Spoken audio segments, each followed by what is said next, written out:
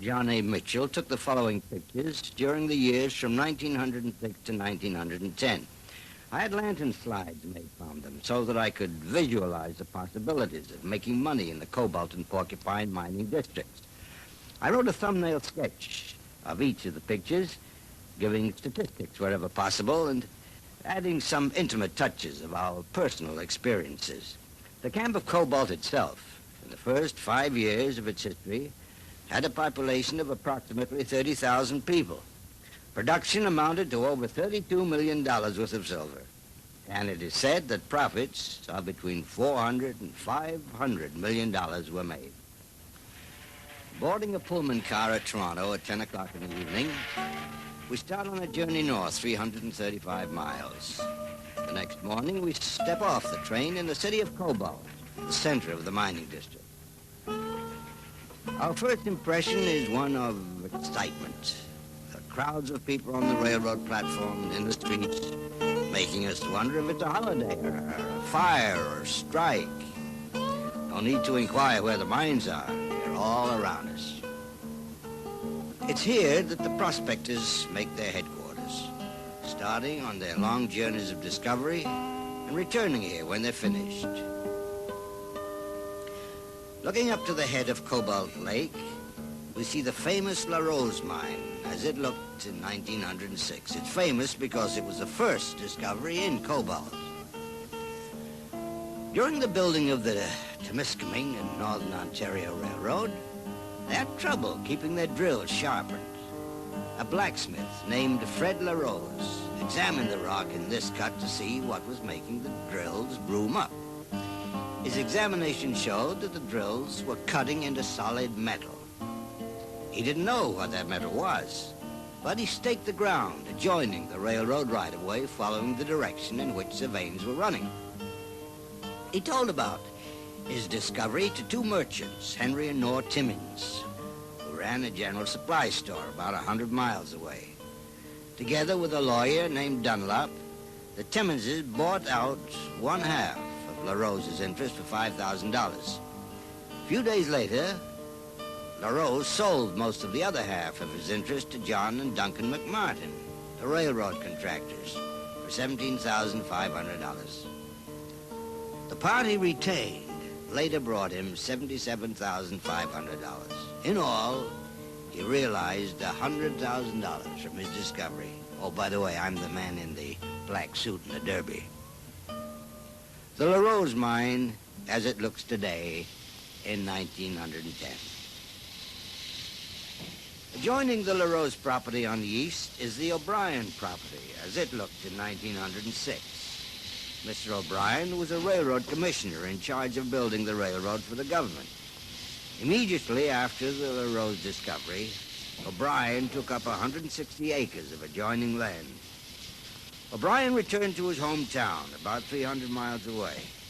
He needed horses for his railroad work. So he started to bargain with a horse dealer for a carload of work animals. O'Brien offered him $2,000. The dealer wanted $2,100. O'Brien told the dealer, "I have a silver mine up on the new railroad, and I'll trade you the mine for this carload of horses." The dealer turned it down. Since that day, O'Brien has taken about $3 million from this property and has turned down substantial offers, one of which I made for a syndicate to the amount of $5 million. After cobalt had been built up and discoveries had been made on both sides of the railroad track for a distance of 2 miles or more, it was discovered that the government had used a lot of this rich silver rock in building its embankment. So a venturesome gentleman went to them and for $45,000 bought the right to mine the silver underneath the railroad for 2 miles. His company is now distributing dividends at the rate of 24% a year. The stock went from 50 cents to $12 a share. A little interesting bit of history in connection with this right-of-way property is that while they were sinking a shaft, they dropped through into an open chamber underground. On exploring this chamber, they found that the LaRose mine, which adjoins it, had neglected to measure underground. to determine where the edge of their property came. They had therefore mined into the right-of-way property a chamber of about 100 feet in length. Suit was started against LaRose to obtain damages for the amount of ore taken out. The amount and value of the ore was measured by sinking still further into the same vein and measuring and assaying the ore underneath. In this way, the court estimated the damages at between $400,000 and $500,000. This is the right-of-way mine, as it looked in 1910. Still on the borders of Cobalt Lake, we come to the Nipissing. This wonderful property, consisting of 846 acres, was originally bought for $156,000. Since then, it has paid back the munificent sum of $4,240,000, which is approximately 60% of its entire capital. This picture shows how the Nipissing looked when my brother and I first saw it in 1905. And here it is 5 years later. They're producing about $1,200,000 a year and are paying 20% in dividends with extra dividends of 10%. This was one of the first big mines of the area and was named for the district itself. News from there a few days ago was to the effect that they were hoisting nuggets from vein 49, assaying 580 pounds of solid silver each, containing at the rate of 12,000 ounces of silver to the ton. Each chunk worth $1,740, blasted out as you'd blast out so much granite. Think of a mine having 150 different veins. All of this work must be started by surface trenching to uncover the rock. 33 miles of such trenching was done on Nipissing last year, and the result was that 24 new veins were found, containing either the ore or calcite, which is a lime and magnesia gangue associated with silver. Looking down to the end of Cobalt Lake, we see the McKinley and Darragh as it looked in 1906. This mine was located soon after the original discovery of LaRose. It's said to have first sold for $80,000, and in 4 years has paid $580,000 in dividends. Here's another view of it. It's up to date. After visiting the McKinley and Darragh, we cross the railroad tracks and come to the Townsite Mining Company, consisting of a part of the townsite of Cobalt itself. 9 different men each claimed to be the original discovery of the mine, and each one insisted that the property be given to him by the government. The government, in turn, listened to them all and finally decided to give them 1/9 interest apiece. Company was organized for $50,000. Each man was given $5,000 interest, and $5,000 remained in the treasury. I heard about the controversy and the adjustment, and I examined the property and made an offer for it. The result was that the entire capital stock was turned over to me. Together with my associates, we floated it in London, England, listing it on the London Stock Exchange. This was our first cobalt property, and it was the first to be listed on any of the big stock exchanges. A little interesting feature in connection with this property is that while we were sinking a shaft deep enough to commence drifting on underground, the first 3 carloads of ore taken out produced $21,000. There's more than paid for the expenditure of the $19,000 for the surface buildings and the machinery seen in these pictures. Our last shipment from this property consisted of ore worth approximately $1,500 a ton. 77% in dividends was paid in 2 years. Just south of the townside property is the Silver Queen, consisting of 50 acres. Originally a part of that spectacular company called the Temiskaming and Hudson Bay Company, which, early in the discoveries of cobalt, was organized in a little farming town a few miles north from there on the shores of Lake Temiskaming. This company was capitalized at $25,000, $8,000 of which was paid in. From the judicious expenditure of this $8,000, the company acquired many properties in the heart of the valuable cobalt section. These were mined by them or sold off at a profit of 65,000%. The Silver Queen was one of the lots sold by the Temiskaming and Hudson Bay Company. This picture represents a gallows frame built over their first shaft. The bucket in the center runs up and down on an inclined plane. Northwest of this property is the Buffalo, one of the best managed mines in cobalt. To date, it has paid 73% in dividends. 37% of it was paid last year when they mined 1 million ounces, valued at $500,000, and put 3 million ounces more in sight. The bags of silver ore ready for shipment can be seen in the foreground. This picture shows a cyanide mill, the first one to be built in cobalt. Adjoining the town site in the Buffalo on the north are the city of Cobalt, Nancy Helen, Koniagas, and Trethewey. The last two named properties were originally staked by Mr. Trethewey and consist of 40 acres each. He sold out his interest in them for something over $1 million in cash. The name Koniagas is euphonious and interesting in origin. It's a combination of the technical cosigns for the ore contents. CO for cobalt, Ni for nickel, Ag for silver, and As for arsenic. Koniagas. Before leaving this district, let's take a look at Cobalt Lake itself. The people here reasoned to themselves that since there was silver ore on all sides of the lake, it must be in the ground underneath the lake as well. So they raised money by public subscriptions to the sum of $1,085,000, which they paid to the Ontario government for the right to mine under the lake. They also got the rights for the 33 feet back from the high water mark around the shores. Here they could sink shafts until they got below the bottom of the lake, where they could drift out under the body of the lake to reach the rich ore bodies. The lake itself is 1 mile long and 600 feet wide. Directly east from Cobalt Lake, across the Nipissing property, we come to Peterson Lake, where another company was organized, and it too bought rights from the government to mine under the lake. The ore bodies here were reached by digging this ditch and partially draining the lake.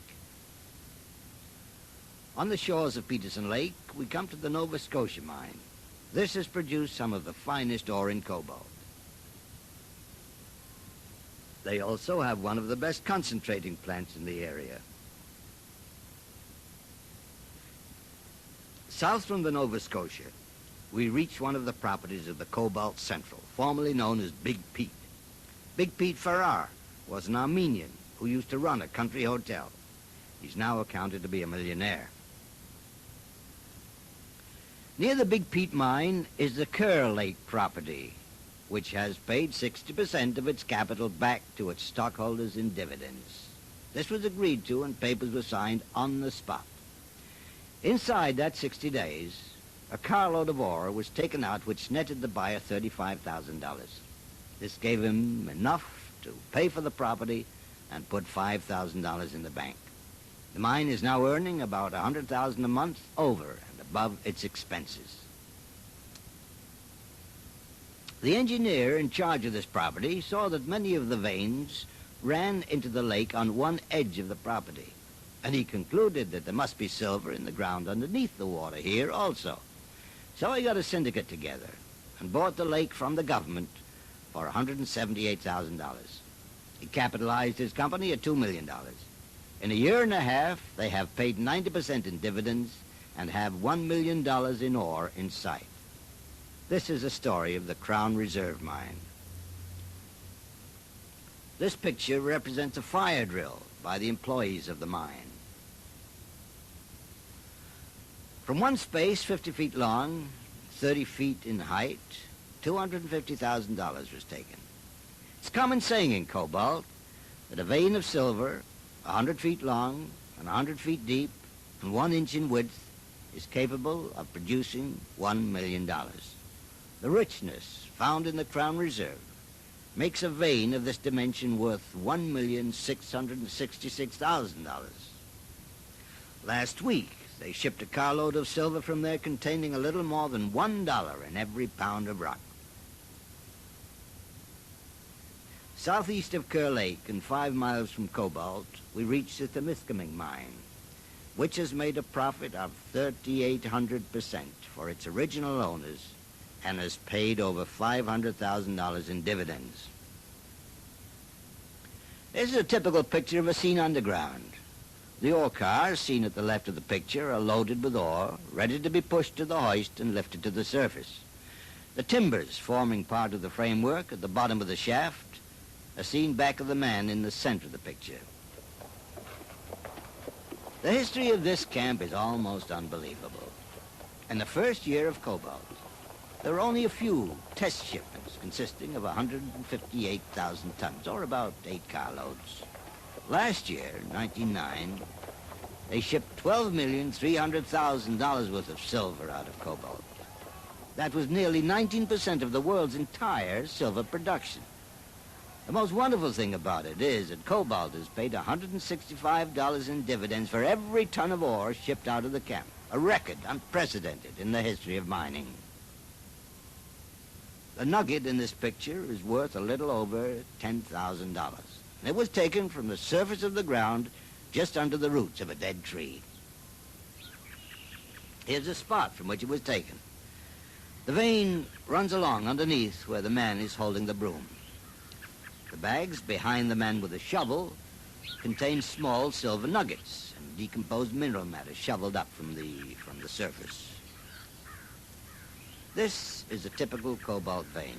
It's very nearly solid silver, and it's 3 or 4 feet in length, a little over 6 inches in width, and 14 to 18 inches in depth. The part of it, which can be seen in the picture, is worth from $5,000 to $8,000. It's less than 3 feet under the surface of the ground. If you look carefully, you'll see the leaves and roots at the top sides of the picture. The report of the Department of Mines for the province of Ontario gives the average value of the ore produced from the cobalt mines during the first 3 years of the camp's history as over $704 a ton, an absolutely unequaled record. And not hard to believe when we see bags of silver literally shoveled from the surface of the ground, sometimes even before the machinery arrives or suitable living quarters are provided. This surface wealth makes it possible for cobalt properties to develop into fully producing mines within a few months, whereas in areas where ore lies several hundred feet underground, it can take a couple of years, thousands of dollars before they reach production. It is this surface richness that makes cobalt such a rich mining wonder. Some shipments look like jewelry stores. These are bars of pure silver on their way to the Bank of England. It's interesting to note here that the last United States government report shows that for all the men engaged in mining, they produce more per capita than they do in farming, lumbering, and manufacturing combined. When my brother and I first came to Cobalt, the banks were doing business in tents. Then came the log cabins. This is the Bank of Commerce, Galganda. As fast as the lumber could be sawed, rough houses were built. Many of these houses were covered with tin as protection in case of fire. And this represents a street scene in the center of Cobalt. The discoverers of silver came upon each other so fast that the town grew without ever having been properly laid out or surveyed. It is, therefore, not a particularly pretty spot, nor a healthy spot in which to live. The mine owners chose to settle along the shores of Lake Temiskaming, about 4 miles away from Cobalt, where the attractive town of Haileybury has grown up. This is a residential center for all of the North Country, fronting on beautiful Lake Temiskaming, 100 miles long, 9 miles wide, and for many years the Indians' waterway to Hudson Bay. Temiskaming means deep water. It was years ago on the shores of this lake that the Indians found the outcroppings of silver lead, which they used to melt into bullets People have known about this for 200 years. Yet, strange to say, no one thought to trace it further by prospecting the surrounding country. Haileybury has long been the meeting place for Indians. They call it the Matahannock, which means the coming out place. Sooner or later, in all bored mining towns, fire would break out. This was true of Cobalt, Haileybury, and both sides of Elk Lake. Always, in these big fires, buildings are blown up with dynamite in order to stop the spreading of the fire. The railroad quickly runs special trains bringing all available fire apparatus to nearby camps. This fire didn't burn any of the mining buildings. It was pretty well confined to the closely settled section of the miners' cabins. Military tents were supplied by the government to be used for shelter while burned-out areas were rebuilt. Building was begun as soon as the ground had cooled sufficiently. Usually it was a matter of 48 to 56 hours. And here's the burnt-out section rebuilt, as it looked 4 months after the fire. When fire broke out in Haileybury, some 60 buildings were destroyed within 3 hours. There was an interesting story in connection with this fire. The town had, a short time before, purchased a gasoline fire engine. The mayor of the town became the custodian of the fire engine and of the gasoline, too. Unfortunately, he was a man who was very fond of motorboating. When the Haileybury fire broke out and the people ran to get the fire engine, not a drop of gasoline could be found. So the town burned up. In the early life of the camp, the hotels were poor, were crowded to such an extent that it was difficult to get a room or a decent meal. We decided to organize a club where we could provide our own table, where both winter and summer sports could be enjoyed. So the Haileybury Club was built near the shores, Lake Temiskaming, and this picture shows one corner of it under construction. It was a wonderful success from the beginning. It was a place where we could entertain our friends and where visitors to the camp could meet all the active mining people. From Boston, I brought a pastry cook and a meat cook. We arranged to have our meats sent directly from Chicago. Norr Timmons became the first president of the club. Motorboat races were held in the summertime. My brother John had a little 30-foot boat seen in the water near the center of the picture, and with it he won first prize for 2 years. Then along came a fellow with a real racer, bought with the proceeds from his mine winnings, and he became the champion from then on. There was an ice rink attached to the club where skating carnivals took place, along with curling matches and hockey games. Probably the greatest hockey games in Canada were played here. No expense was spared in obtaining the best hockey players available. Often $50,000 to $100,000 will change hands in one night of competition. Here is the Silver Punch Bowl, where baseball was played in nature's natural arena. About 17 miles north of Cobalt, we developed the Casey Mine. This was the second of our properties in the Cobalt country and was the first shipping mine to be developed outside of Cobalt proper. This we also listed on the London Stock Exchange. The Casey Mine produced 1 million ounces of silver in 1 year. About 20 miles southeast of Cobalt, we come to the South Lorraine mining district. And marked developments have taken place here in the past 2 years. Here are located the Keeley mines, which have joined the ranks of shipping properties. One day, about 4 years ago, a raw-boned boy walked into our office and told me he'd been living with the Indians since he was a child, long before the discovery of cobalt. For years, he'd been familiar with the outcroppings of the pink cobalt bloom, but they held no significance for him or for the Indians. Now, with the discovery of cobalt, he realized that the pink bloom indicated the ore of cobalt and silver. He knew of districts, he said, which had never been visited by white men, districts where these streaks of pink bloom were plentiful and could be seen for a considerable distance up and down the cliffs. He offered to take us to this territory if we would give him an interest in whatever properties we discovered.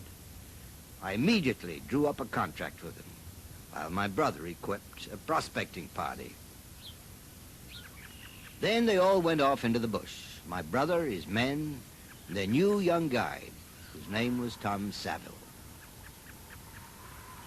Here was their discovery of Indian Skull Mountain, so named by the Indians because the skull of an Indian had been found at the summit. And here is an old Hudson Bay press where fresh fur skins bought from the Indians are pressed into small bales for easy shipment. They're then transported by canoe or by men carrying them on their backs. This one my brother found near old Fort Matchewan, where there was also an old Indian burial ground. This is one of the many portages of the Montreal River. There was so much freight being handled that it was necessary to build a short crude railroad.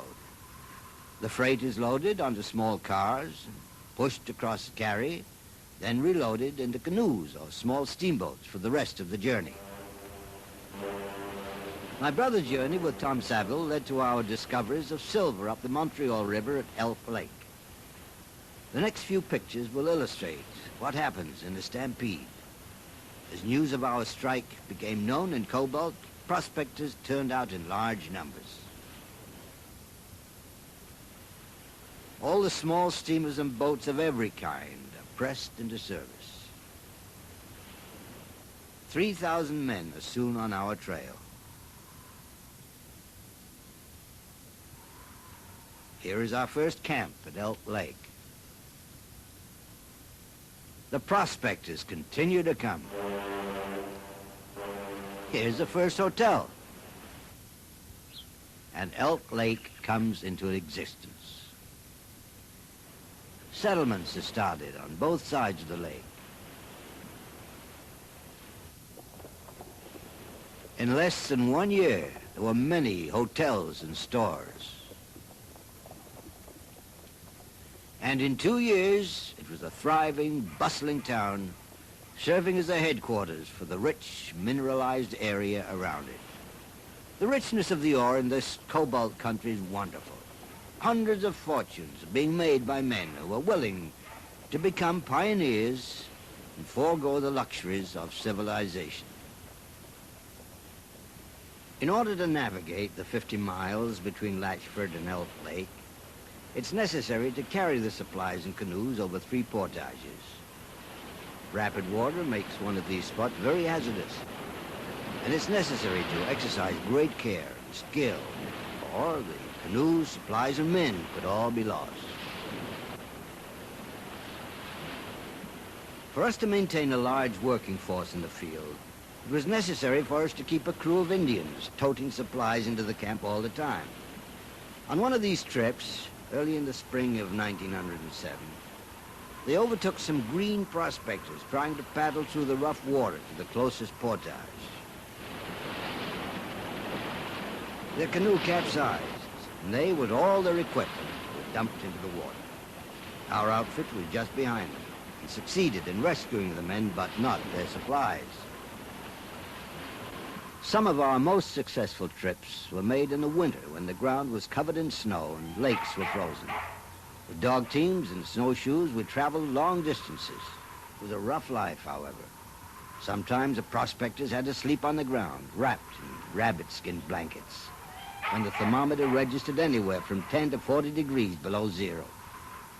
2 of our men exhausted their supplies of food once and chased a squirrel around the camp until they caught it. And they killed it, made it into soup. I remember one year on the 28th of May, and we had a very severe snow squall. A newcomer stepped off the train and turned to a prospector standing on the station platform and asked, "When does the summer start in this blooming country anyway?" The prospector replied, "I don't know, mister. I've only been here 2 years." To explore unknown lands, to discover something new, has always been one of the strongest passions of man. To this we owe the discovery of America. For Columbus was the first prospector, and he was grub-staked by Ferdinand and Isabella. From Elk Lake, one of our parties went further west, about 35 miles to Gauganda, where more rich deposits of silver were found. One carload from Gauganda, containing ore running 8,000 ounces at the ton, had just brought $127,000. In all, 209 tons have been shipped out since the middle of January. Gauganda is an Indian name meaning big pickerel, just a short distance north of Temagami, which is also an Indian name meaning clear water. As I said before, there's traffic in the winter as well as in the summer. Teams haul the supplies to outlying properties. Dogs are often used in the newer districts before suitable roads are provided. The black bear is plentiful in this district. Many of them are trapped for pets. Here is an electric railroad between Cobalt and Haileybury. It is nearly completed and is expected to start operating at once. This is a house that we had when the Cobalt camp first started. My brother and his wife lived there, and I kept an office there for my frequent visits. Here we are examining samples from a new discovery. And this is our pioneer building at Elk Lake. And there's another of our camps at the head of Lake Temiskaming. Canada, in the last 10 years, has become the most outstanding mining country in the world. The discovery of silver and cobalt 5 years ago has proven the richest deposit of silver known. There have also been great deposits of iron found at Moose Mountain, about 100 miles north of Sudbury. But the crowning wonder of them all was the finding of gold quartz at Porcupine Lake late last year. To reach Porcupine, one leaves the Temiskaming Railroad at milepost 222 or at Kelso, as it is now called. The rest of the trip is by dog team. By the end of the winter, a road had been built suitable for teams and supplies. Although Porcupine is only a few months old, more than 100 discoveries have been reported in the township of Tisdale alone. This is the winter of 1909. Gold, the richest of all minerals, has been found in dikes, varying from small veins to some that are 70 feet in length, with values named at $2,000 or more a ton. This is a mining camp well worth watching. During the latter part of 1909, a cruising party consisting of Miller, Wilson, Bannerman, and Benny Hollinger made the first discovery of gold in Porcupine. They made their stakings and returned to the mining recorder's office in Haileybury to file a record. Miller telephoned us, said to get an outfit and go back with him. My brother John got his dog team and left. When he arrived in Porcupine, he looked over the Miller and Wilson claims very carefully and chose the areas for our stakings. On the Miller claim, there was found a vein of gold ore which, although uncovered only in places, was judged to be about 70 feet in width and several hundred feet in length. How much greater the length might be could not be determined on account of the overburden. The vein ran in a southwesterly direction, leaving the Miller property, and then it dips into low swampy ground. He followed the general strike of the vein through the swamp ground. Where the land becomes more broken and rocky, he staked some of our claims. He followed the Wilson claim, doing the same thing. In all, 4 different mineralized leads were followed, and 4 groups of properties were staked. No actual work can be done until the snow melts this spring. But our expectations are such that we have already spent considerable money preparing for the season's work. The Miller property is reported to have sold for $350,000. Joining it on the west, lying directly north of one of our claims, is a property called the Hollinger. It's owned by the Timmins brothers, McMartin brothers, and Dunlop, the same men who bought the La Rose in Cobalt. They've started sinking a shaft, and they say that gold is visible the entire distance down for 50 feet. The first shipment has already been sent out, which is remarkable considering that the initial discovery of gold took place less than 4 months ago. Soon we'll find out to what extent our own claims are mineralized. When that has been established, it should not be difficult for us to obtain the money and equipment to move ahead. Until then, I submit, on this day in 1910, these photographic plates in the hope that they may convey some understanding of the rich mineral resources which still await discovery and development in Northern Ontario. Respectfully, W.S. Mitchell, Esquire.